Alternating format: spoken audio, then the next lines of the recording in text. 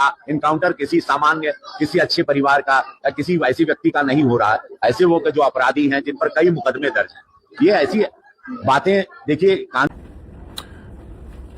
मेरे बयान को तोड़ मरोड़ के ना दिखाएं। स्वर्गीय भरत तिवारी जी के लिए हमने कुछ ऐसा नहीं कहा, तो ये गलत भ्रामक भ्रांतियों को फैलाने का काम आप लोग ना करें। हेलो नमस्कार दोस्तों, कैसे हैं आप लोग। उम्मीद करता हूं कि बहुत ही अच्छे होंगे। फिर से एक नई वीडियो में आप लोग का स्वागत है दोस्तों। चैनल पे नए तो सब्सक्राइब कर लीजिएगा और वीडियो को लास्ट देखिएगा। और देखिए, एक सही कहा है किसी ने कि इन नचनिया बचनिया जो है सब ना, ये सबको राजनीतिक में नहीं आना चाहिए, क्योंकि ये सब कभी कभी राजनीतिक में भी इस तरीके से एक्टिंग करता है सब कि जिसे किसी को रियलिटी लगता है। अब देखिए, ये भाई साहब है, इनका नाम है रवि किशन, गोरखपुर से सांसद हैं, भारतीय जनता पार्टी के उम्मीदवार हैं। और इन भाई साहब हर बार कुछ उटांग पटांग बोलते रहते हैं और चर्चा में रहने के लिए।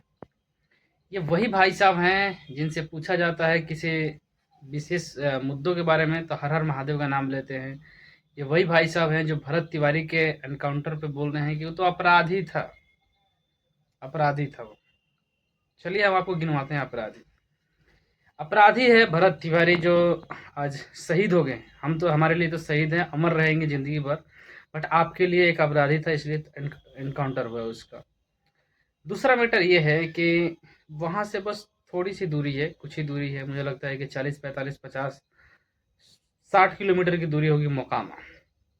मोकामा में अभी जेडीयू यानी कि नीतीश कुमार जी के पार्टी के उम्मीदवार हैं और जीते हुए विधायक हैं, जिनका नाम है आनंद सिंह। वो क्या है, वो अपराधी नहीं है। उस पर इनकाउंटर करिए, आपके अंदर दम है तो भाई वहां पे इनकाउंटर कीजिए ना। आपके अंदर दम है तो आप जब कह रहे अपराधी को मारा है हमने, तो वो क्या है, वो किसी मंदिर का पुजारी है, उस मंदिर का पुजारी है। अब छोड़िए दूसरे जगह का मैटर। आप तो देशभक्त बनते हैं ना, हिंदू हिंदू राष्ट्र बनाने के लिए। हिंदू राष्ट्र का हम भी समर्थन करते हैं, हम भी हिंदू हैं, सनातनी हैं। बट आप जिस राज्य में हैं, जिस पार्टी के उम्मीदवार हैं आप, जिस पार्टी के नेता हैं आप, उसी राज्य में सबसे ज़्यादा बीफ एक्सपोर्ट किया जा रहा है। उस चीज़ पे कब रोक लगाइएगा। उन सब का इनकाउंटर कब होगा, क्योंकि वो तो भाई हमारी माँ को मार रहे हैं। वो गाय हमारी माता होती है ना, तो वहाँ पे आप जलवा कब दिखाइएगा। मतलब भगवान ने सिर्फ एक फ्री का मुंह दे दिया है कि बड़बड़ाते रहना चाहिए बस, या और कुछ भी करना है। मैं ये गारंटी से लिख के देता हूँ कि इस इंसान को आने वाले समय में 2029 में चुनाव है यहाँ पे लोकसभा का, हमारे देश में 2029 के चुनाव में इसको टिकट नहीं मिलेगा। और ये चीज़ मैं लिख के दे रहा हूँ, भविष्यवाणी दे रहा हूँ, मैं भविष्यवाणी लिख के दे रहा हूँ। और मिलेगा भी तो इसका भी निरहुआ वाला हाल होगा, जैसे निरहुआ कह रहा था कि देख, इस धरती पे कोई जन्म ही नहीं लिया है हमको हराने के लिए, हार गए एक के बार में।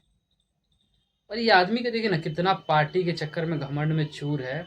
और ये सब चीज़ें देख के एक बात तो समझ में आ रही है कि इसी वजह से भारतीय जनता पार्टी के कोई भी नेता वहाँ पे नहीं पहुँच रहा है, सिर्फ और सिर्फ पॉलिटिक्स दबाव के चक्कर में।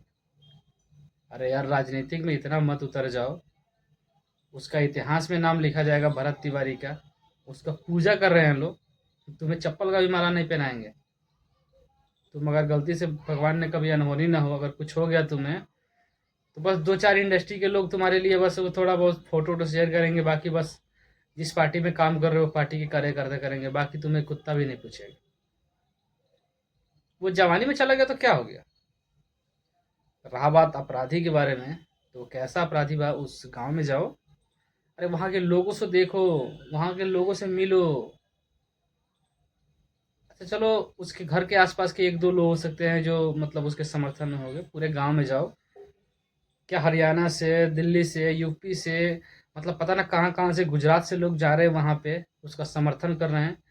गुजरात में जाकर देखिए, वहाँ पे पंजाब में पंजाबी लोगों ने इसका शोक मनाया है। उनको भी दुख है कि हाँ, हमारा एक भरत सिंह था, जो भरत तिवारी जो चला गया। आप किस दुनिया में जी रहे हैं महाराज। और आप धमकी दे रहे हैं कि मैं वो इंटरव्यू दिया था अखिलेश यादव के लेके, मतलब बात पलटने में मतलब यहाँ भी एक्टिंग शुरू हो गया।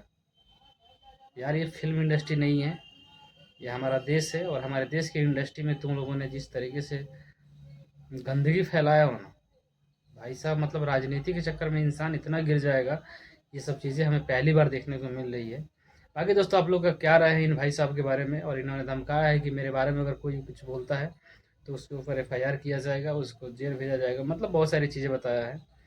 तो बस यही है इनका, और कुछ इनके अंदर कोई और तो दम नहीं है जवाब देने का।